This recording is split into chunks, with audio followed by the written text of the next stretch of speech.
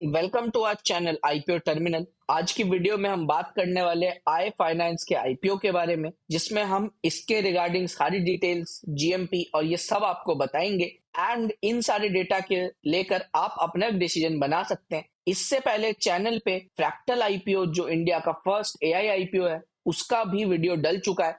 तो अगर आप उसमें इंटरेस्टेड हैं और अगर आपने वो नहीं देखी है तो उसको जरूर देखें। तो शुरू करते हैं आज की वीडियो। तो इससे पहले कि हम वीडियो स्टार्ट करें, इस वीडियो में कोई भी चीज एक फाइनेंशियल एडवाइस नहीं है और कोई भी बाय सेल रिकमेंडेशन नहीं है। ये प्योर एजुकेशनल पर्पस के लिए। तो जो आई फाइनेंस का आईपीओ है, उसका जो इशू साइज है वो अराउंड 1000 करोड़ का है और इसी टाइम पीरियड में फ्रैक्टल का आईपीओ भी है जो अराउंड 2000 करोड़ का है। तो मिला के 3000 करोड़ के आईपीओ एक ही टाइम पीरियड में ओपन होने वाले हैं, जिसमें अगर आप देखें तो 700 करोड़ का फ्रेश इशू है एंड 300 करोड़ का ओएफएस है। तो ये एक अच्छा पॉजिटिव पॉइंट हमें दिखता है कि अराउंड 70% से प्लस हमें फ्रेश इशू देखने को मिला है, जो कि बिल्कुल ही ऑपोजिट था फ्रैक्टल में। अब अगर हम देखें तो इसका मार्केट कैप अराउंड 3000 करोड़ का है। पहले बात करेंगे आईपीओ के कुछ बेसिक डिटेल्स के बारे में। डेट वही रहने वाली है 9 से 11। लिस्टिंग डेट 16 फरवरी। फेस वैल्यू 2 पर ये आने वाला है। प्राइस बैंड ये रहा जिस पे हम लगाएंगे 129 पे। Lot size 116 shares.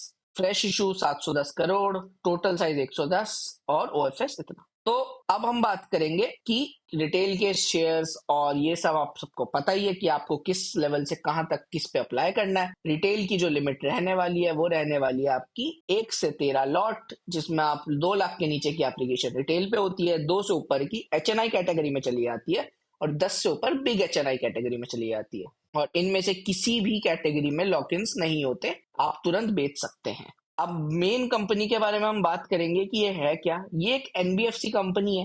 तो इसका काम बेसिकली होता है लोन्स देना, जो कि हो गए प्रॉपर्टी लोन्स, एमएसएमई लोन्स, जो छोटी कंपनीज होती है, अनसिक्योर्ड लोन्स देती है, मॉर्टेज लोन्स देती है एंड काफी तरीके के जो बिजनेस लोन्स हो गए वो भी देती है। तो एक फाइनेंस कंपनी है जो लोगों को लोन्स प्रोवाइड करती है, तो वो ठीक है। अब बात करेंगे कंपनी के फाइनेंशियल्स के बारे में, जो सबसे इंपॉर्टेंट है, जिस पर हमें सबसे ज्यादा नजर रखनी है। तो अगर हम देखें तो कंपनी के जो एसेट्स हैं वो ग्रो हुए हैं कॉन्स्टेंटली और एक अच्छा खासा ग्रोथ पिछले साल से इस साल में हम देखने को मिल रहा है। टोटल जो इनकम है वो भी कंपनी की स्टेडीली बढ़ी ही है एंड पैट मार्जिन भी कंपनी का ठीक है। एटलीस्ट एक प्रॉफिटेबल कंपनी है। पिछले कुछ क्वार्टर्स से कंपनी प्रॉफिटेबल रही है, वो एक अच्छी बात है, क्योंकि आजकल के ज्यादातर आईपीओ जो हमें देखने को मिलते हैं वो हमें दिखते हैं लॉस मेकिंग आईपीओस। इसने भी लॉस किया है, बट पहले एटलीस्ट पिछले 4 क्वार्टर्स में इसकी हमें पॉजिटिव ग्रोथ देखने को मिली है। जो डेट टू इक्विटी रेशियो है वो अराउंड 3 का है।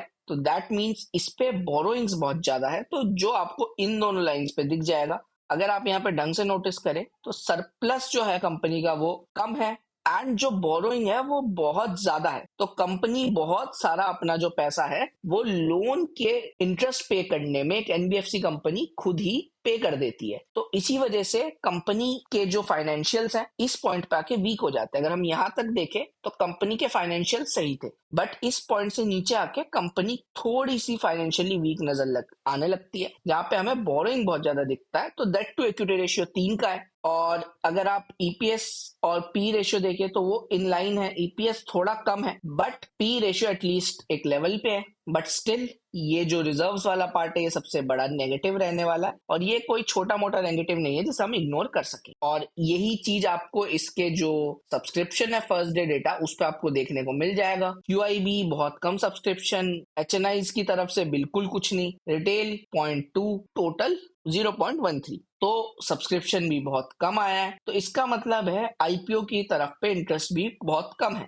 एंड जो फिलहाल इसका जीएमपी है वो भी 0 चल रहा है। तो कंप्लीट 0 जीएमपी के साथ ये मार्केट में है। तो मतलब 0 जीएमपी का मतलब है इसको 0% ग्रे मार्केट प्रीमियम मिल रहा है इस टाइम पे। तो इस पे जो इंटरेस्ट है वो भी लोगों का काफी कम है। तो यहां से आप डिसाइड कर सकते हैं कि क्या आपको इस आईपीओ में अप्लाई करना है, क्या आपको इस आईपीओ पे अप्लाई नहीं करना है। तो इस वीडियो का सारा डेटा आपको चित्तौड़गढ़ की वेबसाइट पर मिल जाएगा, वहां से आप वेरीफाई कर सकते हैं, वरना आप वीडियो को पॉज करके भी पूरा डेटा रीड कर सकते हैं। हमने अपने नेगेटिव्स बता दिए हैं। ये जो कंपनी है उसका पैट और एबिटा अच्छा है, पिछले 4 क्वार्टर्स अच्छे रहे हैं, बट जो मेजर नेगेटिव है वो है इसका डेट टू इक्विटी रेशियो, जिसकी वजह से मार्केट इस टाइम अटेंशन नहीं दे रही है। ये एक एवरेज आईपीओ है, बट क्योंकि मार्केट कंडीशंस इस टाइम कुछ खास अच्छे नहीं है एंड जो मार्केट में अप्स एंड डाउन्स है इसकी वजह से जो इन्वेस्टर्स है वो काफी हद तक डरे हुए हैं, तो अपना कैश प्रिजर्व कर रहे हैं। तो मार्केट सेंटिमेंट्स भी इस तरफ थोड़े से बेरिश है। तो इन सारी चीजों को ध्यान रखते हुए अपना रिसर्च करिए और देन अपना डिसीजन बनाइए। तो ये वीडियो अगर आपको पसंद आई या फिर आप चाहते हैं हम किसी और चीज में वीडियो को इम्प्रूव करें तो कमेंट्स में अपना रिव्यू लिखिए